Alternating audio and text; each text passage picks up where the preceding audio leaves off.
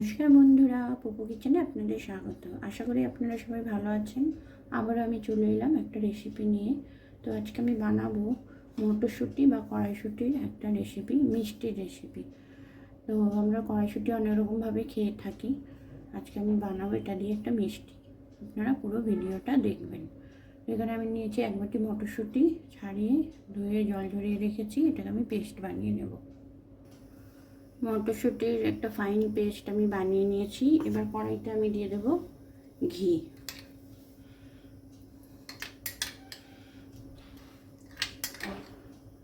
দু থেকে তিন চামচ আমি ঘি দিয়ে দিলাম। ঘিটা গরম হয়ে গেছে। এবার আমি পেস্ট করে রাখা কড়াইশুঁটিটা দিয়ে দিচ্ছি।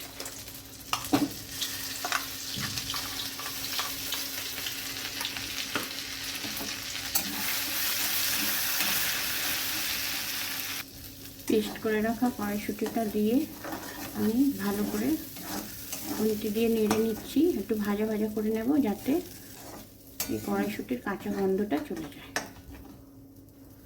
কড়াইশুঁটিটা হালকা ভাজা ভাজা হয়ে গেছে। এবার আমি এতে দিয়ে দেবো এক বাটি গ্রেট করা পনির। পনিরটা দিয়ে আমি ভালোভাবে মিশিয়ে নেব। পনিরটা দিয়ে আমি ভালোভাবে খুব মিশিয়ে নিচ্ছি। এটা অনবরত আমি নেড়ে যাব, যাতে কড়াইতে লেগে না যায়।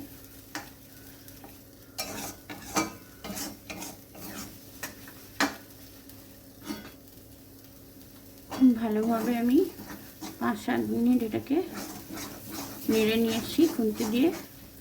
এবার আমি এতে দিয়ে দিচ্ছি হাফ বাটি চিনি।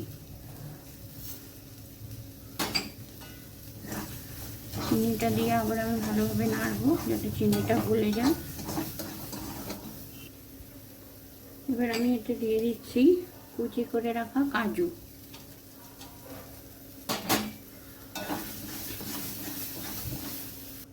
এবার আমি হামালদিস্তায় ছোট এলাচ 4-5টা আর জায়ফল এক টুকরো, একদম অল্প একটু জায়ফল গুঁড়ো করে নিয়েছি, এটা আমি দিয়ে দেব। আগে একটু বাটিতে ঢেলে নিচ্ছি। যে এলাচের খোসাগুলো রয়েছে এগুলোকে আমি সরিয়ে নিচ্ছি। এলাচের সরিয়ে এবারে আমি জায়ফল আর এলাচের গুঁড়োটা এতে দিয়ে দিলাম।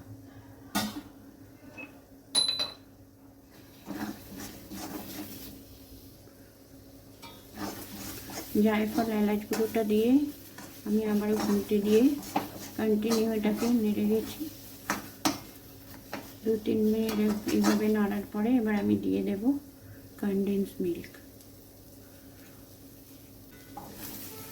এই 5-6 চামচ কনডেন্স মিল্ক আমি দিয়ে দিলাম। আবার আমি ভালোভাবে মিশিয়ে নেব। এবার আমি দিয়ে দেব 2 চামচ মতো গোলাপ জল।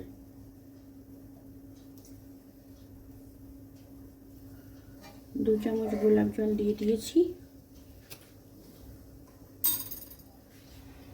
আবারও আমি ভালো করে খুন্তি দিয়ে এটাকে নেড়ে নেব, যতক্ষণ একটা চিটচিটে ভাব না এসে যায়।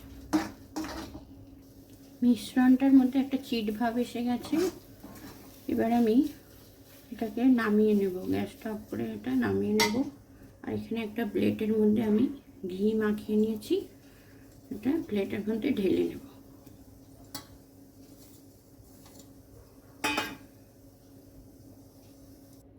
মিশ্রণটা আমি একটা প্লেটের মধ্যে ঢেলে নিয়েছি। এবার আমি ওপর থেকে ছড়িয়ে দিচ্ছি পিস্তা কুচি।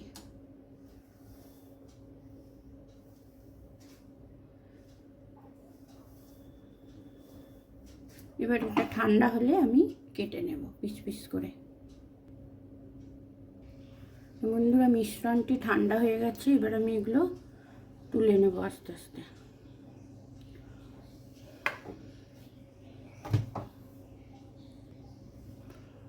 কড়াইশুঁটির সন্দেশ একদম রেডি।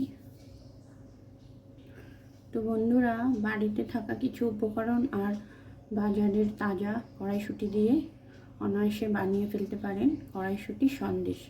এইভাবে বানিয়ে খাওয়াবেন বাড়িতে সকলকে, কেউ বুঝতেই পারবে না যে এটা কড়াইশুঁটি দিয়ে বানানো। তো কেমন লাগলো আপনাদের ভিডিওটা অবশ্যই জানাবেন। আজকের মতো টাটা, আপনারা সবাই ভালো থাকবেন। আবার দেখা হবে অন্য কোনো একটা রেসিপি নিয়ে।